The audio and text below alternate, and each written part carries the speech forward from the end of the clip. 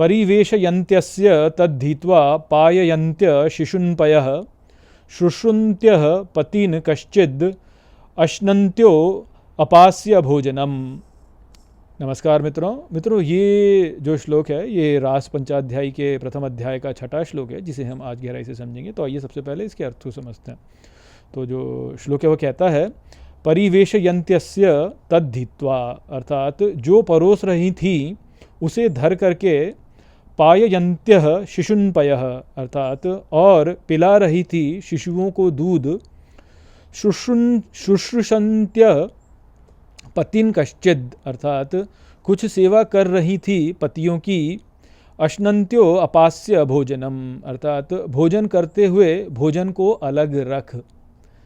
तो यहाँ पर बताया जा रहा है कि कुछ गोपियाँ ऐसी थी जो कि अपने शिशुओं को दूध पिला रही थी या अपने पतियों की सेवा कर रही थी या भोजन परोस रही थी, जो वह उसको वहीं धर के, और वह भी जो है जब भगवान ने बुलाया तो भगवान की ओर भागी।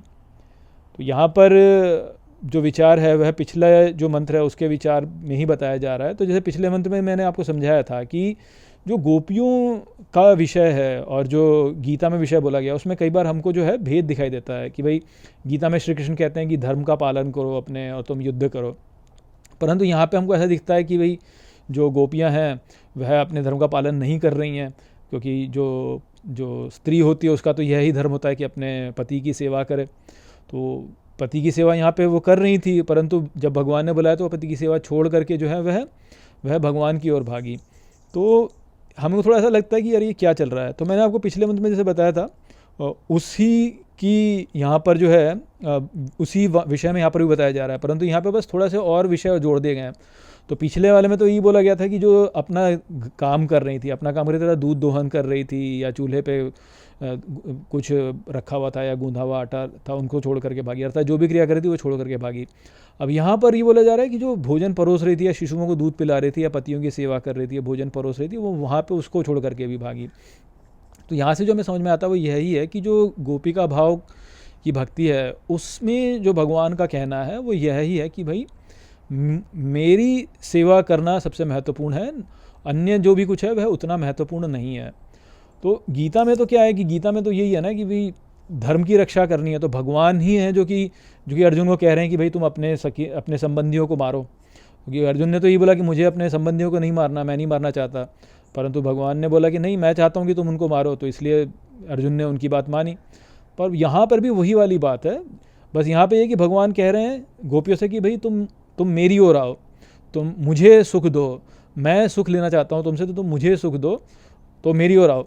तो देखा जाए तो जो अर्जुन से बोला भगवान ने उसी प्रकार की बात यहाँ पे भी बोली जा रही है, क्योंकि वहाँ पर अर्जुन के भी संबंधी थे जिनके प्रति एक धर्म हमको दिखता है ना कि हमारा धर्म पालन है हमारा, कि भी हमारे संबंधी जो हैं, हमारे जो कुटुंब वाले हैं, उनका हमें उनके साथ में रहना चाहिए। जैसे बोलते हैं ना कि मुझे भाई मुझे जो है अपने परिवार की रक्षा करनी है और ये और वो, परंतु यदि भगवान बोलते हैं कि भाई अब परिवार की रक्षा नहीं करनी है, तुमको तो परिवार का नाश करना है धर्म के लिए, तो अर्जुन ने वही किया फिर। तो ठीक इसी प्रकार से यहाँ पर भी जो है वही वाली बात है कि भगवान यदि कह रहे हैं कि भाई नहीं तुम जो हो तुम ये सब मत करो, तुम मेरी ओर आओ, मुझ पर ध्यान केंद्रित करो, तो वही बात यहाँ पे गोपियों से भी बोल रहे हैं एक प्रकार से कहते तो क्योंकि जो सामान्य स्त्री होगी वो क्या बोलेगी, वो तो ये बोलेगी भाई मेरा पत्नी धर्म मुझे निभाना है, मेरा पत्नी धर्म है। गीता में श्री कृष्ण ने अंत में क्या बोला, सर्वधर्मान परित्यज्य माम एकम शरणम व्रज, कि सारे धर्मों का त्याग करके बस मेरी शरण में आ जाओ, ये बोला ना उन्होंने। तो यहाँ पर भी तो वही कर रही हैं गोपियाँ। तो पता नहीं लोग क्यों इस बात को लेकर के कन्फ्यूज़ हो जाते हैं, लोग बहुत कन्फ्यूज़ हो जाते हैं इसको लेकर के कि अरे यार ये क्या हो गया, गोपियाँ ऐसे क्यों कर रही हैं, ये तो अधर्म है एक प्रकार से देखा जाए तो, कि भाई पर पुरुष गमन हो गया ना। तो अब गीता में भी तो वही है कि अपने परिवार का ही के लोगों को ही मार रहे हो, अपने संबंधियों को ही मार रहे हो, तो वह भी तो एक प्रकार से देखा जाए तो वो भी तो एक प्रकार से पापी हो गया। तो बात बिल्कुल वही की वही है, बस भाव का भेद है, इस कारण से ऐसा होता है। गीता में तो जो है जो साख्य भाव है और अर्जुन जो है वह एक योद्धा है, तो उनका कार्य ये है कि उन्हें धर्म युद्ध करना है, परंतु यहाँ पर तो गोपियाँ तो कोई युद्ध नहीं कर रही ना। गोपियों का क्या है, उनको गोपियाँ यदि कुछ ऐसा करती हैं जो कि यानी उनको तो कोई युद्ध नहीं लड़ना ना, उनके इस करने से किसी को क्या प्रभाव पड़ेगा, कोई प्रभाव पड़ेगा क्या। तो अब आप ये सोचिए कि जीवन में अधिकांश लोग जो हैं वह अर्जुन के बात को समझ लेते हैं, परंतु गोपियों के बात को नहीं समझ पाते। वो ऐसा इसलिए होता है क्योंकि जो अर्जुन का जो कार्य है वह तो ग्लैमरस कार्य है ना, कि भाई हाँ वो अर्जुन गया, उसने लड़ाई की और उसने जो है कौरवों को हराया और फिर धर्म की स्थापना की, तो इसलिए लोगों को वो बड़ा ग्लैमरस लगता है। और उनकी ईगो जो होती है, उनका जो अहंकार है, वह फिर भी जो है उससे पोषित हो जाता है कि भाई हाँ मुझे धर्म की रक्षा करनी है। अब धर्म कहाँ है कहाँ नहीं है ये भले ही पता ना हो, परंतु नहीं जी, जैसे अर्जुन ने धर्म की रक्षा की थी वैसे मुझे भी धर्म की रक्षा करनी है, तो इसलिए लोग जो है उस बात को समझ जाते हैं। परंतु गोपियों के केस में तो उल्टा है ना। देखो अर्जुन के लिए क्या, अर्जुन का तो ऐश्वर्य है ना, क्योंकि वो योद्धा है। योद्धा का एक ऐश्वर्य होता है। आप देखिए फिल्मों में जो है हीरो जो होता है क्या होता है, फाइटर पायलट होगा या आर्मी ऑफिसर होगा या पुलिस ऑफिसर होगा और वो जो है गुंडों की पिटाई करेगा, तो ग्लैमर है उसमें, तो लोगों को वो बात समझ में आती है। परंतु गोपियों का केस क्या है, गोपियों का केस तो उल्टा है। गोपियों का केस तो ऐसा है कि भाई उन्होंने जो है अपने घर वालों को जो है को छोड़ करके जो है वह परपुरुष की ओर चली गई। तो अब ऐसी फिल्मों में आप दिखाओगे तो वो ग्लैमरस थोड़ी लगेगा, वो तो बहुत ही अजीब सा हो जाएगा। तो वो तो बहुत ही अजीब सा हो जाएगा। हालांकि ऐसी फिल्में हैं कई जिसमें ऐसा दिखाया गया है, परंतु उसमें भी वो मिलन नहीं दिखाया जाता है। और वो बात भी ठीक है कि वो मिलन दिखाना ठीक नहीं, क्योंकि मिलन हो गया तो यार वो तो बहुत बड़ा डिज़ास्टर हो गया ना, कि शादी हो गई मान लीजिए तो वो तो बहुत बड़ा डिज़ास्टर हो गया फिर। तो भाव जो है ये अमोरस भाव है, राइट, ये जो है ये प्रेम भाव है। प्रेम भाव में मिलन मिलना ठीक नहीं है, वो फिर तो एंटी क्लाइमैक्स हो जाएगा उसमें।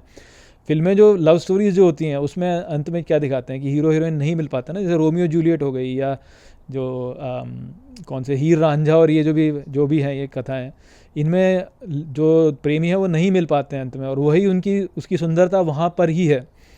तो वही वाली बात यहाँ पर भी है कि वो पर स्त्री गमन के रूप में ना लेने बजाय यदि उसको उस प्रकार से समझा जाए तो ये बात हमको और गहरे में समझ में आती है यहाँ पे कि क्या बोला जा रहा है कि गोपियों के लिए प्रेम महत्वपूर्ण है।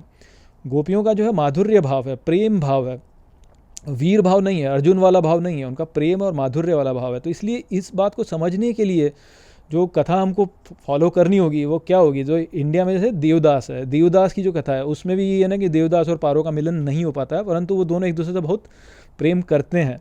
तो ठीक उसी परिप्रेक्ष्य में यहाँ पे समझना है इसको यहाँ पे कि भाई जो गोपियाँ हैं और जो भगवान हैं उनके बीच प्रेम है, परंतु वह प्रेम के बीच में बाधा क्या है, संसार, क्योंकि ये सभी संसारी कार्य जो होते हैं और जो संसारी संबंध होते हैं ये उसमें बाधा है।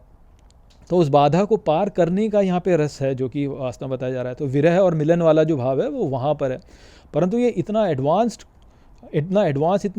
एडवांस्ड कॉन्सेप्ट है कि ये इस प्रकार से बता पाने में लोगों के समझ में नहीं आएगा, इसलिए इनको दिखाया नहीं जाता है ऐसे। आप यदि टीवी सीरियल्स में भी गोपियों के साथ में रासलीला देखेंगे भी तो उसको बहुत ही मेलो करके बहुत ही शांत उस प्रकार से देखा जाता है। या यदि गोपी वस्त्रहरण है, यदि आप भगवत पुराण में ठीक प्रकार से उसको पढ़ेंगे तो आप देखेंगे कि वो उतना है नहीं जितना माइल्ड उसको दिखाते हैं उतना माइल्ड है नहीं, वो काफ़ी यानी उसमें काफ़ी कठिन है वो। तो इसलिए जो है ये कन्फ्यूजन जो होता है ये लोगों में इसी कारण से होता है, क्योंकि वो जो भाव है वो भाव अभी अनुभव किया ही नहीं। और जब भाव अनुभव नहीं किया तो बात समझ में कहाँ से आएगी, बात समझ में ही नहीं आएगी। तो इसलिए ऐसा होता है। परंतु जो बात यहाँ पे है वो यह ही है कि ये जो संसार है जिसमें हमारे संबंधी जन हैं और जो हमारा कार्य है, ये सब कुछ वास्तव में भगवान की ओर जाने में एक बाधा है। तो उस बाधा को पार करने का जो मार्ग है वह क्या है, सर्वधर्मान परित्यज्य माम एकम शरणम व्रज। वही है इसका कि सारे धर्मों को त्याग करके केवल भगवान की शरण ले लो, क्योंकि गीता के अंत में अर्जुन को भी बोला, और यहाँ पर जो गोपियों के लिए भी वही अप्लाई हो रहा है। परंतु गीता में क्या है कि क्योंकि अर्जुन वाली जो अवस्था है वो ऐसी है कि वो फिर भी पचाई जा सकती है। इसी कारण से गीता जो है वो इतनी लोकप्रिय है, क्योंकि वहाँ जो विचार दिया गया है वह सामान्य व्यक्ति पचा सकता है फिर भी, क्योंकि थोड़ा सा ग्लैमर है, थोड़ा सा उसमें युद्ध वाला भी है और बात थोड़ी समझ में आती है वहाँ पे। ये वाला जो विचार है ये पचाना जो है सबके लिए संभव नहीं है इसको पचा पाना। परंतु विचार वही है जैसे कि मैंने आपको वीडियो के शुरू में बीच में बता दिया था। तो आशा करता हूँ कि मैंने इस श्लोक को आपको अच्छे से समझा दिया होगा। चलिए इसी के साथ इस वीडियो को यहीं पे समाप्त करते हैं। नमस्ते।